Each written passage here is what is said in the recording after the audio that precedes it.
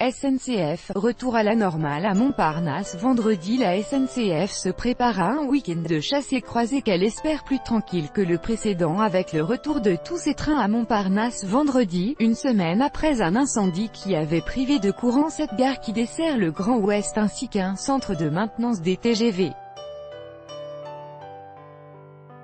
Les opérations de maintenance des rames TGV ont repris progressivement depuis le retour de l'alimentation électrique haute tension, lundi soir.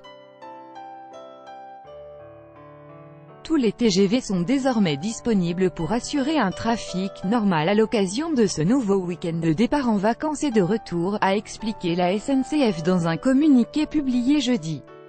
Dans le détail, le trafic sera proche de la normale, a précisé à l'AFP Franck Dubourdieu, directeur adjoint de l'Axe Atlantique, qui se dit soulagé. Les voyageurs ne devraient pas trop voir la différence avec une situation complètement normale. On aura à faire quelques adaptations de matériel en fonction des taux d'occupation, mais il n'y aura pas d'annulation. En nombre de trains, on est bien sur le service annoncé, a-t-il relevé.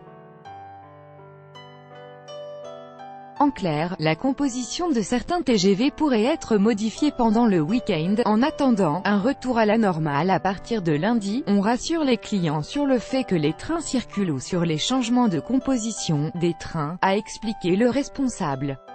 Quant aux intercités et aux trains du quotidien, TER vers Chartres et Le Mans et Transilien, ils circuleront également à nouveau normalement à partir de vendredi, a précisé un porte-parole à l'AFP. L'incendie d'un poste électrique alimentant Montparnasse, vendredi dernier, avait contraint la SNCF à utiliser une sous-station normalement dédiée à la région de Versailles, ce qui lui a permis de faire fonctionner la gare à minima avec 40% de la puissance électrique habituelle pendant que RTE, le gestionnaire du réseau haute tension, travaillait à rétablir le courant. La compagnie a du coup dû annuler une bonne partie de ses trains, au grand dam de dizaines de milliers de voyageurs en plein chassé-croisé estival, coloriage et bouteilles d'eau. Si l'électricité haute tension est bien revenue lundi soir, la SNCF a manqué de matériel pendant la semaine, car son centre de maintenance de Châtillon, TGV, a dû rattraper le retard accumulé. On avait arrêté les réservations en début de semaine au cas où, et puis en définitive on a tout rouvert, a indiqué monsieur Dubourdieu. On voit une courbe de montée en charge du week-end qui est tout à fait en ligne avec ce qu'on pouvait attendre. La SNCF a prévu de faire circuler 2400 TGV durant les 3 jours du week-end, à partir de vendredi. Elle attend un peu plus de 900 000 voyageurs, dont 240 000 à Montparnasse. La gare de Lyon sera un peu moins animée avec 230 000 estivants en transit depuis et vers le sud-est, pour ce week-end considéré comme entre-deux, entre le grand chassé-croisé de la fin juillet et le pont de l'Assomption du 15 août. Une période de grand départ tout de même, avec son millier de « gilets rouges » chargés d'aiguiller les voyageurs et ses 250 000 packs famille, des petits sacs à dos avec des coloriages, des jeux et des friandises pour les enfants.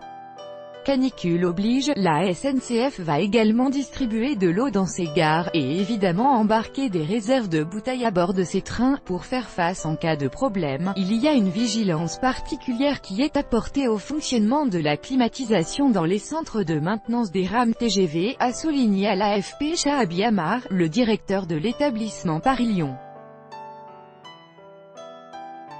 Les machines sont de toute façon conçues pour supporter des températures légèrement supérieures à 40 degrés Celsius, selon lui.